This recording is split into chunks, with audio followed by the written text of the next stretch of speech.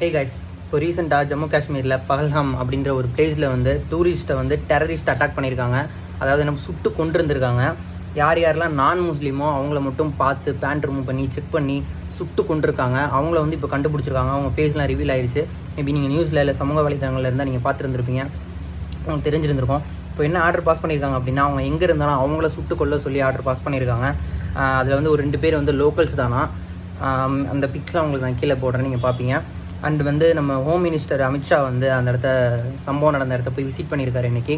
அப்புறம் prime minister வந்து Saudi வந்து போயிருந்தார். அவரோட சுற்றுப்பயணத்தை வந்து பாதியிலே ரத்து பண்ணிவிட்டு இப்போ இந்தியாவுக்கு வராரு அந்த சம்பவம் நடந்த இடத்த பார்க்குறதுக்காக. அதில் வந்து போயிருந்தவங்க எல்லாமே வந்து டூரிஸ்ட்டை மட்டும் தான் அவங்க கொண்டிருக்காங்க. அப்புறம் காயடைஞ்ச சில பேர்கிட்ட வந்து அவங்கள கேட்டு முதல்ல டிராயிங் வச்சு அவங்க யார் அப்படின்னு சொல்லி போனவங்களை பார்த்தவங்கள வச்சு அவங்க ஃபேஸ் எப்படி இருக்கும் அப்படின்னு ட்ரா பண்ணதை வச்சு கண்டுபிடிச்சி, அப்புறம் வீடியோ வந்து அங்கே இருக்க லோக்கல்ஸ்லாம் எடுத்திருப்பாங்களே சம்பவம் நடக்கும்போது, அதை வச்சு இப்போ யார் அந்த குற்றவாளிங்க அந்த தீவிரவாதிங்க அப்படின்னு சொல்லி கண்டுபிடிச்சிருக்காங்க.